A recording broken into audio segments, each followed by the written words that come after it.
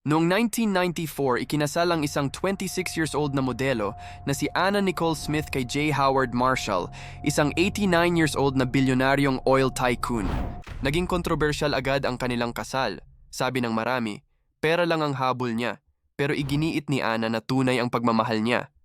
Isang taon lang ang lumipas, pumanaw si Marshall. Sa gulat ni Anna, wala siyang nakuha sa mana, hindi siya isinama sa huling habilin. Dahil dito, nagsimula siyang lumaban sa korte, laban sa pamilya ng bilyonaryo. Iginiit niyang ipinangako sa kanya ang kalahati ng kayamanan. Matapos ang mahabang taon ng demanda, nanalo siya sa isang kaso at pinagkalooban ng $400 milyong, ngunit hindi nagtagal ang tagumpay.